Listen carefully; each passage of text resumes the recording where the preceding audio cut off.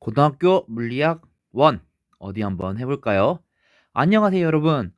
이번에는 이제 우리가 물리학, 화학, 생물학, 지구과학 한번 이어서 해보려고 하는데 먼저 물리학 1부터 차근차근 해보려고 합니다. 이 내용은 우리가 수능 준비할 때 사용하는 수능 특강을 기준으로 내용을 구성했기 때문에 물론 조금 변화는 있지만 구성했기 때문에 만약 선생님 저 내신 준비하려고 하는데 라고 한다고 하면은 선생님 설명이 아니라 학교 선생님 설명을 좀 더 더욱더 보충하면 좋을 것 같고요.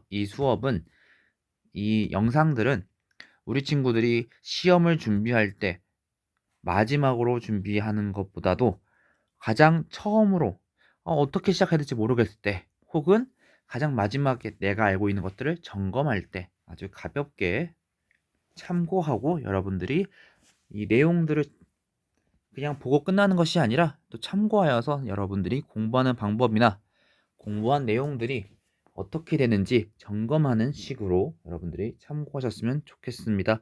오늘은 물리학 1. 물리학이 뭔가요? 물리학 여러분.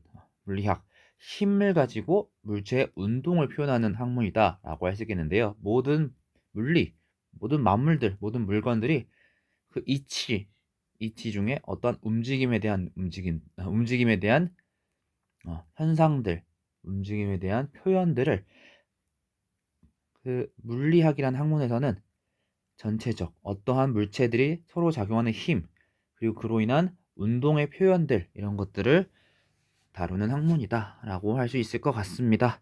그렇기 때문에 먼저 운동에 대한 얘기를 해봐야 될 것 같은데요. 운동을 표현하는 방법, 우리가 중학교 때 각각의 물체가 움직인 시간과 그 거리를 알면 물체의 운동을 분석할 수 있다라고 했었는데요. 이때 이 움직인 거리 우리는 두 가지로 나눌 수 있습니다. 여기 옆에 보시면은 우리 친구들 좀 친숙한 용어로 얘기하면은 저기 위에는 저기 처음 위치 나중 위치까지 가는데 어떤 사람은 탑으로 가기도 하고요. 어떤 사람은 정글로 가기도 하고요. 미드로 가기도 하고 바텀으로 가기도 합니다. 어, 바텀으로 갔다가 탑으로 갔다가 뭐 정글로 갔다가 왔다 갔다 하는 사람도 있고요. 이때 물체가 이동한 실제 경로의 길이 이거 우리가 이동거리라고 하고요. 이동거리는 크기만 같습니다. 크기만 갖는다는 게 무엇이냐?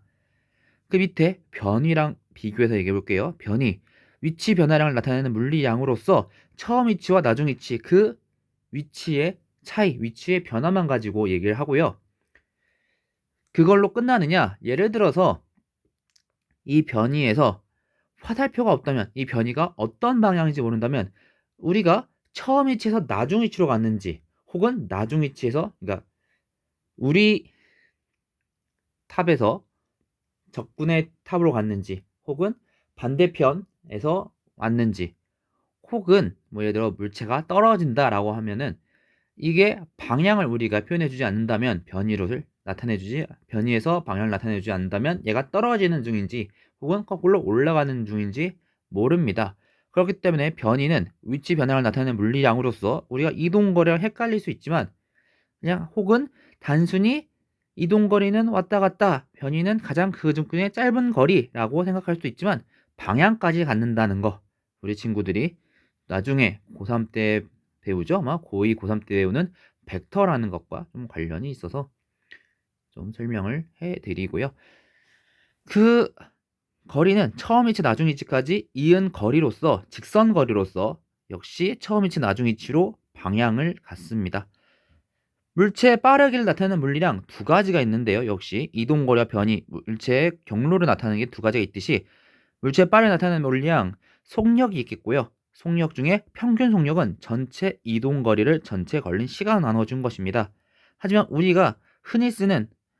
어, 우리가 흔히 속도계 가지고 재는 그 속력은 순간 속력 혹은 진짜 우리가 흔히 쓰는 속력이라고 쓰는 표현은 매우 짧은 시간 동안 이 전체 걸린 시간을 아주 줄여서 그 순간을 잰 평균 속력을 우린 순간 속력이라고 합니다.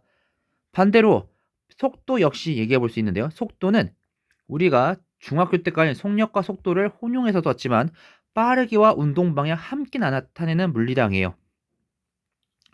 운동 방향도 함께 나타나는데요. 속력은 이동 거리를 가지고 계산했다면 속도는 변위를 가지고 계산합니다. 평균 속도란 걸린 시간, 전체 걸린 시간을 변위로 나눠준 것으로서 두 점을 연결한 직선의 기울기가 되겠습니다. 예를 들어 옆에 있는 그래프에서 위치가 왔다 갔다 했어요. 이때 여기서 변이라고 하면 A와 B를 이은 딱 그 위치 변화량만이 A점과 B점에서의 위치 변화량만이 변이가 되겠죠. 변이의 크기가 되겠죠. 그때 그것을 시간 나눠줍니다. Y를 X로 나눠주네요. Y 값의 변화량을 X의 변화량으로 나눠줘요. 네, 그쵸. 기울기죠. 그래서 두 점을 연결한 직선의 기울기가 평균 속도가 되겠고요. 역시 여기서도 순간 속도, 매우 짧은 시간 동안의 평균 속도를 얘기해 볼 수 있는데 그때는 이 시간 간격을 매우 줄이다 보니 한 점에서 그은 접선의 기울기가 그때의 순간 속도가 됩니다. 다만 이때 이 속도, 운동 방향도 함께 나타나기 때문에 그 기울기가 어떻게 되느냐 혹은 그 값이 양수냐 음수냐에 따라서 물체의 운동 방향도 결정하게 돼요. 예를 들어 A 같은 경우에 점 A, 이 그래프에 있는 점 A 같은 경우엔 기울기가 음수네요. 음수다 보니까 예를 들어 우리가 앞쪽으로 가는 거 혹은 오른쪽으로 가는 거 혹은 위로 가는 것을 플러스라고 뒀다면 반대로 A의 경우에는 뒤로 가거나 왼쪽으로 가거나 아래로 가거나 우리가 맨 처음에 정한 값 우리가 이 방향을 플러스라고 하자라는 방향에서 반대 방향으로 움직인 게 되겠고요. B에서의 순간적인 속도 점 B에서의 접선의 기울기 양수입니다. 얘네가 앞으로 가고 있다 혹은 오른쪽으로 가고 있다 위로 가고 있다 혹은 우리가 플러스 방향 양의 방향이라고 하는 정한 방향으로 가고 있다. 자, C점은 기울기가 0이네요. 기울기가 0이라는 소리는 뭘까요? 그쵸? 속도가 0입니다. 변이가 없어요. 위치 변화량이 없습니다. 무슨 얘기야? 순간적으로 우리가 전체적으로 보기에는 아주 얘네가 계속 움직이는 것처럼 보이지만 아주 그 찰나에서는 순간적으로 움직이지 않아요. 속도가 0이다. 자, 좀 더 자세히 보도록 하겠습니다. 우리가 나중에 힘을 볼 때 가속도를 얘기할 텐데 말이죠. 힘을 얘기할 때 힘의 정의로서 물체의 모양이나 운동 상태를 바꾼다. 중학교 때 배웠던 거 표현을 그대로 좀 더 수학적으로 혹은 물리에서 직접 쓰는 표현으로 가져올 텐데 그때 가속도를 우리가 많이 다루게 될 겁니다. 가속도는 단위 시간 동안 속도의 변화량이에요. 그 속도가 변하는 운동을 우리는 가속도 운동이라고 합니다.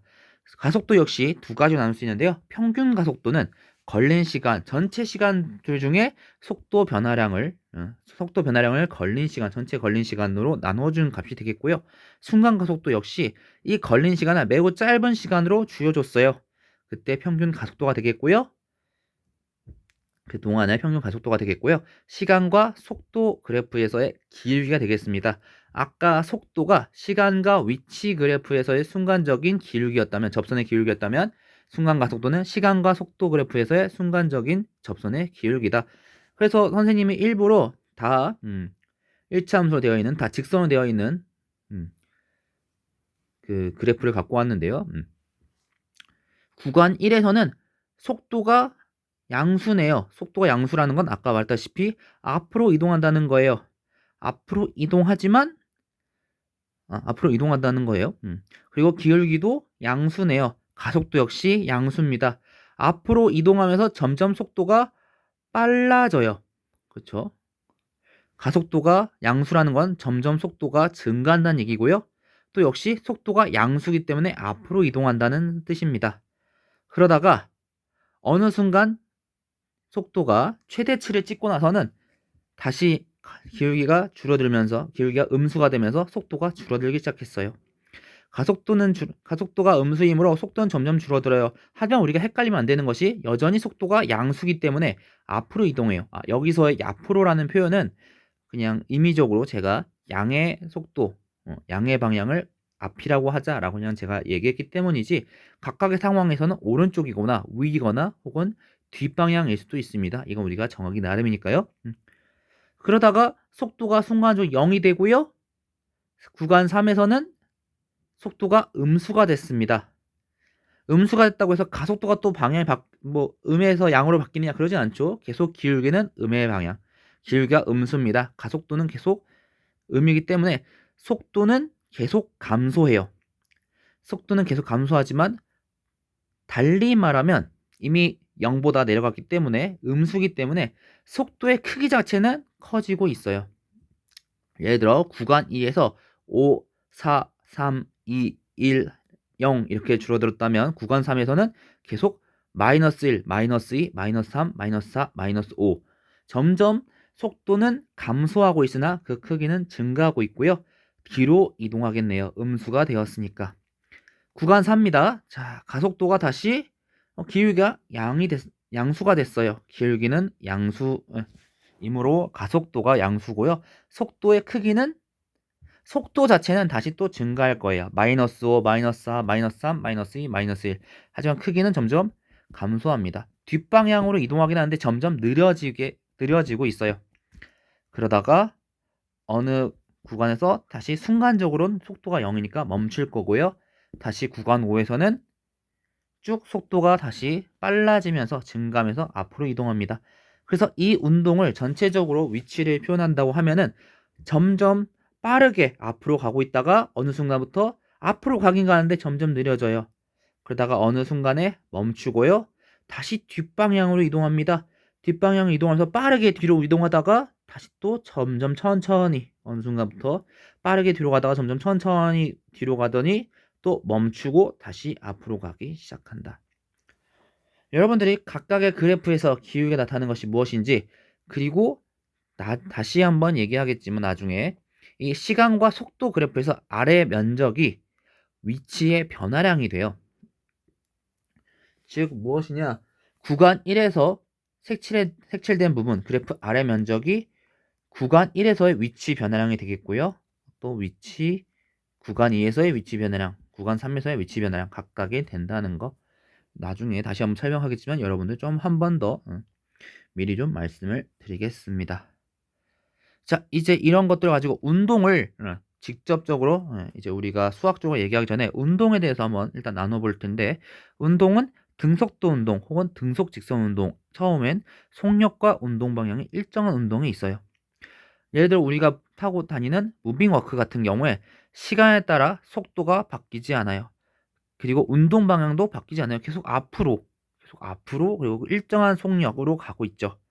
그래서 시간과 속도의 그래프를 그린다고 하면은 일자로 쭉 어떤 상수함수의 그래프가 될 거고요.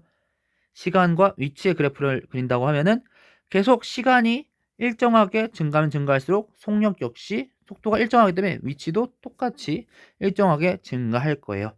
그래서 위치 변화량을 S, 속도를 V, 시간을 T라고 한다면 S는 VT.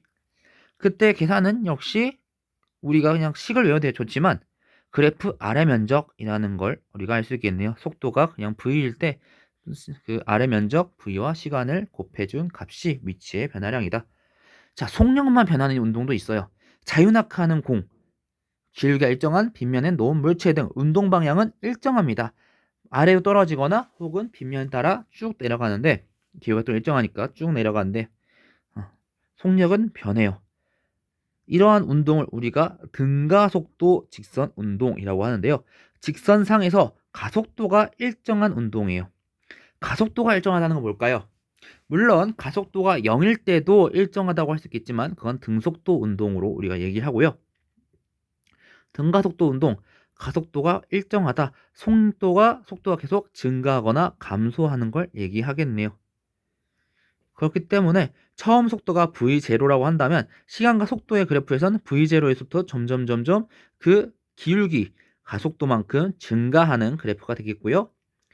이걸 또 변이 혹은 위치에 대해서 나타내게 되면은 아까 앞에서 봤던 그림에서처럼 어떤 2차 함수의 꼴이 만들어집니다.